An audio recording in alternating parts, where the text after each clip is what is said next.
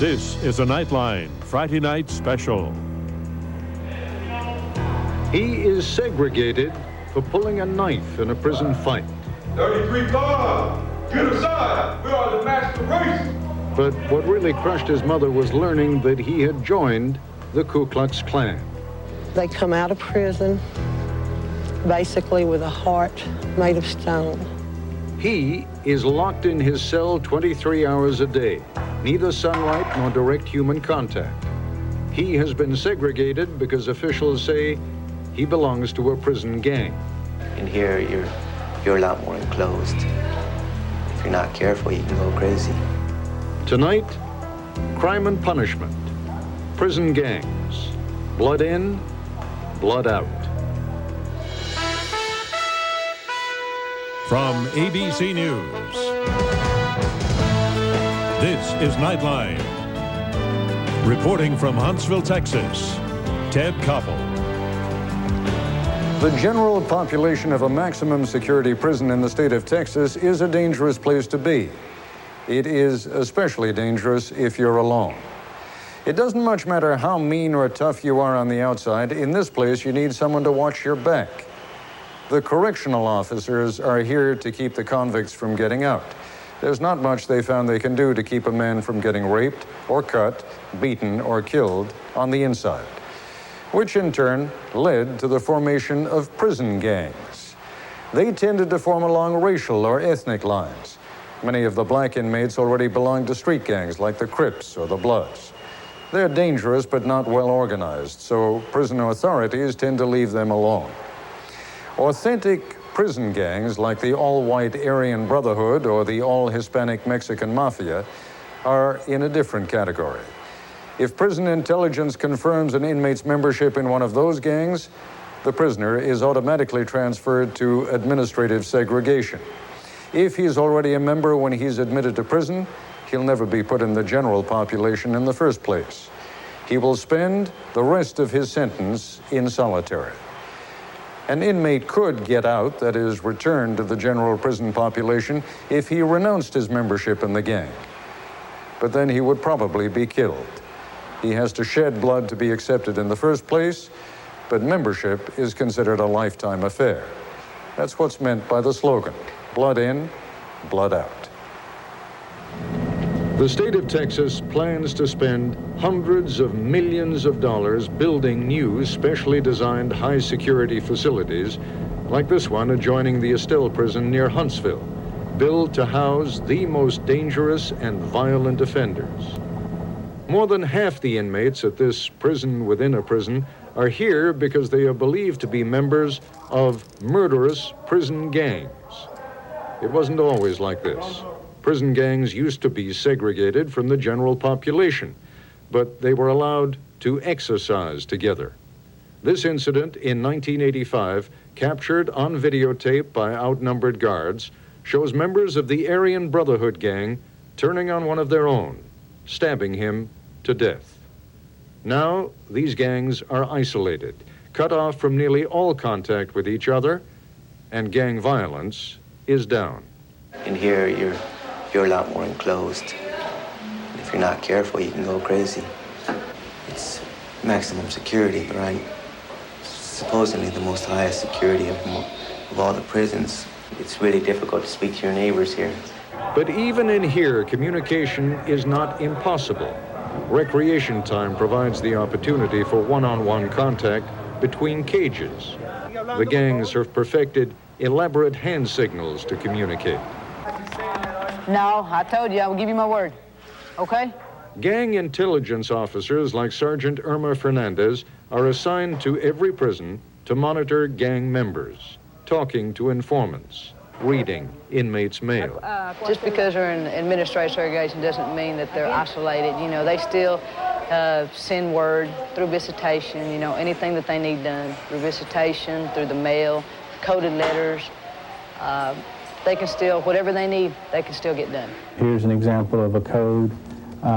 This is a postcard. Sammy Buentello runs the war on gangs for the Texas prison system. Basically, if you take off the photograph, you'll see that it's a number code. And in this particular case, they're discussing actually assaulting several people out in the community. And so this not only affects us, it affects the community at large.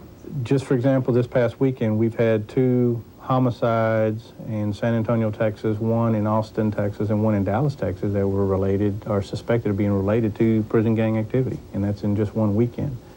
It's getting harder and harder to identify gang members as the prison authorities crack down on them. Tattoos with gang markings are increasingly camouflaged. In this particular case, you see camouflage Aryan Brotherhood. Now, if you look close underneath the eyes, you can see the A and the B. We could identify them because they were marked. Okay, now they've gotten smarter because we have started locking, you know, a lot of them up now. So that makes it harder for us, and we do it through their correspondence. We search their cells.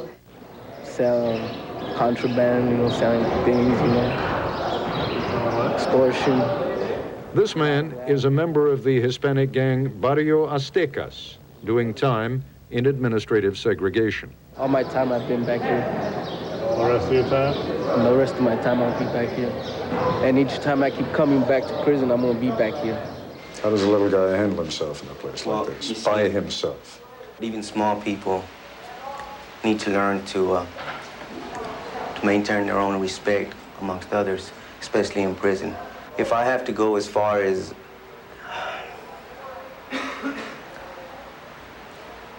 using some kind of weapon to defend myself, or if I have to go as far as putting myself on the line to maintain my respect, then now that's what I'm gonna do.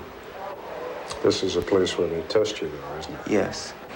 I'm gonna do whatever it takes to survive while I'm in this place. The reason I joined was because while you're in here, you know, you're not gonna be able to do your time by yourself. Physically, you could do your time. I could do my time physically. Mentally is what you need support in, not only with your family, but with other people. What we're about is it's brothers. We're brothers, which is we help each other out financially, mentally, you know, physically. If someone wanted to opt out, if someone said, I've had enough, I don't want to be a part of the gang, I want to leave, you can't just resign your membership. No, sir, you cannot. Blood in, blood out. That's what this is all about. I really can't go into it, you know, the details. But no, you can't just say my membership has expired and I'm just gonna walk away. It doesn't work like that. And if you tried to do that? Well, there are consequences. There's consequences for everything. Unfortunately, the consequences on my situation, well, they're pretty bad. I'll just put it to you like that. You ever thought about quitting the gang? No. Why? Because there's a lot of consequences. The consequences is death. I don't want to die. Discipline is the hallmark of the prison gangs, but what terrorizes their enemies also keeps their own membership in line. At this cell block, where members of the Mexican Mafia are held in administrative segregation, this is the quietest, best-behaved unit in the prison. I'll talk to some of their members when we come back.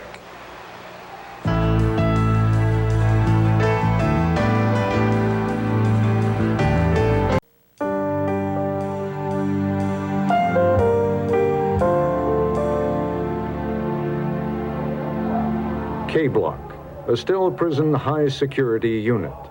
There is no angry yelling or banging on doors here. This is home to the Mexican IMI, the Mexican Mafia. With more than 1,500 members in Texas prisons alone, they are considered the largest prison gang in the country and one of the most violent, specializing in drug dealing and contract assassinations. I talked with members of the gang in their cells on K-Block. This is the most well-behaved cell block on the unit. And the main reason is that we discipline ourselves.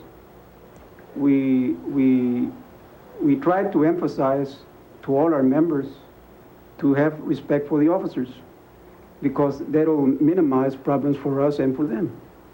We just want to do our time. Joe Saldivar is a member of the gang who has been in administrative segregation for 16 years. Now, you're in here, those of you who are members of the Mexican Emmy, are in here not because you have assaulted a guard or not necessarily because of any violence while you were in prison population, but simply because you are members of a prison gang.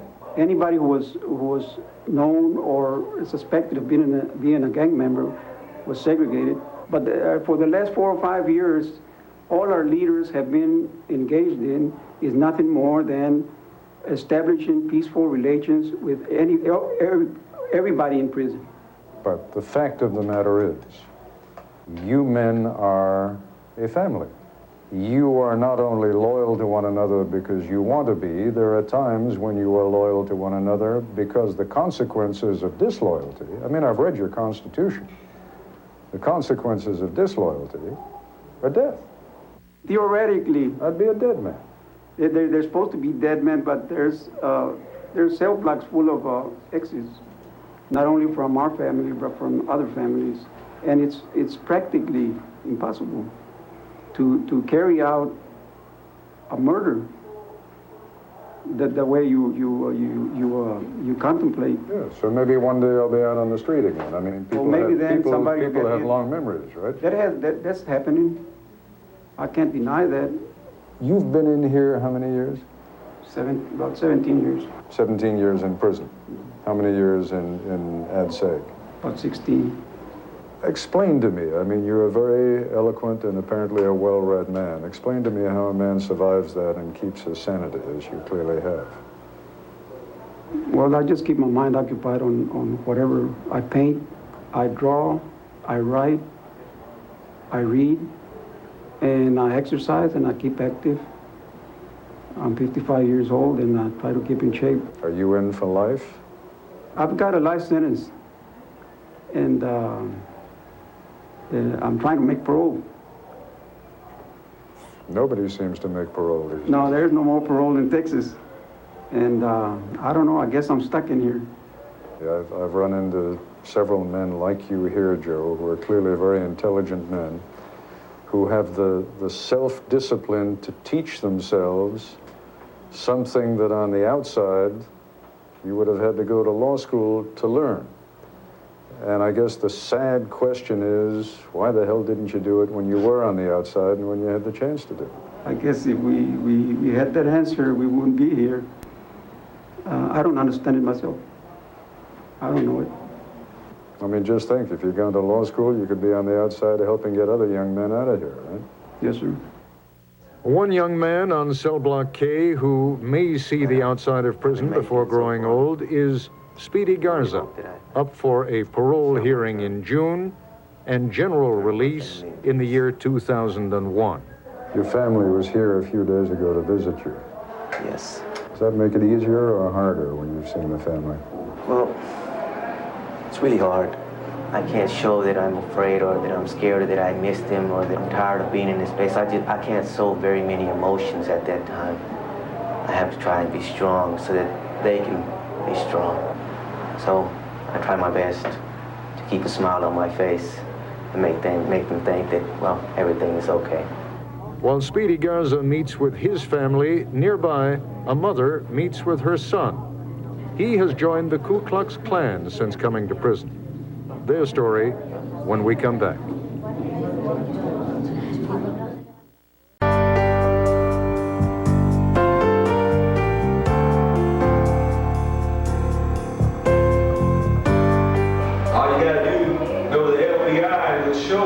Who's the ones killing people, raping the babies out there, selling the crack cocaine on the streets, robbery, carjacking. It sure ain't the white people.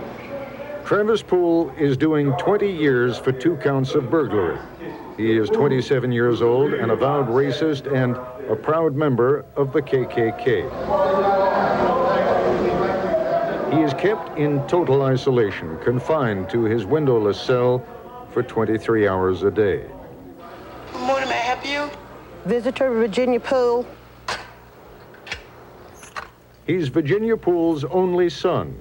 She and her husband raised Travis in a Dallas suburb where he got hooked on drugs, was in juvenile detention at age 14, in prison at 18.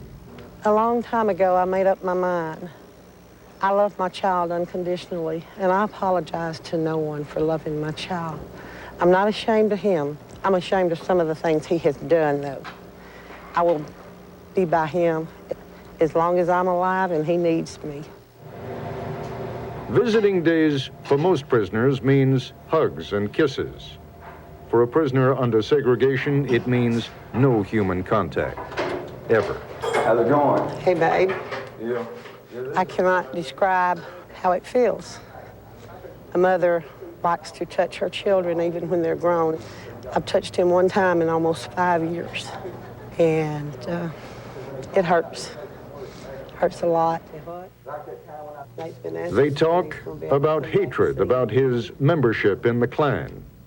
She and her husband raised their son to respect all races. Some of the things that I tell him is not real nice about it. Some of the words I say to him about that's very harsh, very harsh. She tells him to keep his hatreds to himself. And I hate it, and I ask him not to tell that. I'm very ashamed of that. I'm very ashamed of that. Where does that come from? It does not come from me or his father. It comes from prison. So you got in here because of drugs and burglary. Now, yes, sir. How'd you end up in Ad Seg? Well, I had a couple of fights, inmate assault, and weapons possession. You know, when you first come in, you get attacked. To see if you're a man, they call it checking. You're gonna fight. You don't get jumped on by one inmate. You get jumped on by 4 or 5. Right. And after you fight one group of races, you fight the other ones. But you're in here then because you were in fights a lot? I've had a few fights. I had about 4 fights and stuff like that, and 4 weapons possession. So what does the Klan do for you in a place like this? Well, they write letters. They call the warden. They come up here when their members are having problems, stuff like that. So you communicate with them the way you communicate with your family? No, so it's on a different level. My parents and my family are not racist, quote racist, and they're against my beliefs. My mom don't even talk to me about it. She tells me I'm a fool. She hates it. She don't believe in it. So why do you do it? Well, I believe in it now. I believe in it. Well, I'm still a little confused as to what it is that made you. I mean, you say they was carrying somebody there. Well, if I understand you right, you say you don't hate black people, you don't hate Jews, you don't hate Mexicans, right? That's right. So is it a question of racial superiority? Is it a question of one race being better than another? No. Well, God put everybody on earth for a purpose, and we all got our place and time. I feel we were the best ones. The white people are the best ones. White Christians? Yes, sir, white Christians. There's a lot of black inmates on this cell block. Yes, there is. Yeah. That's why I think they moved me over here. Now, does that bother you being on a cell block with a lot of African Americans? I'd rather be around white supremacists if you had your choice. Yes, sir. We talked to your mom after she came to the visit, and she does disapprove. I mean, yes, she don't like it. She doesn't think you're on the right track there. No, she don't. I mean, I get the feeling that you and your mom are pretty close, right? Yeah. I love her with all my heart, but she's been here for me. I've done a lot. My family shouldn't even be there for me because I've done a lot to them and stuff like that. But they've been there for me. I think society as a whole views our prison population as worthless, and they're really not. I believe in justice. I'm not opposed to the death penalty. And it causes a lot of mixed emotions inside a mother's heart. You got this? You see this? It's all about that, America. It's all about that, America. Recognize it.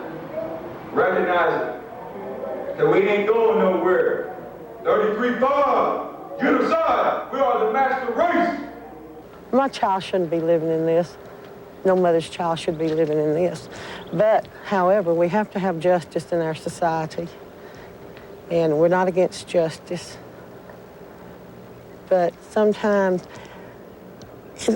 instead of our system making better people out of them, it makes them worse.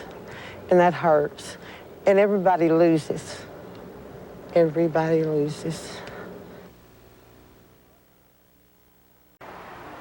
The fact is that a lot of these men classified as too dangerous to leave in the general prison population will be coming back to our cities, straight from isolation, when their sentences are up. I'll be taking a camera into one of these cells, spending some time here, as we try to explain what the experience of administrative segregation is like. That'll be our focus on Monday, when we conclude our series on crime and punishment. That's our report for tonight. I'm Ten Koppel at Estelle Prison in Huntsville, Texas. For all of us here at ABC News, good night.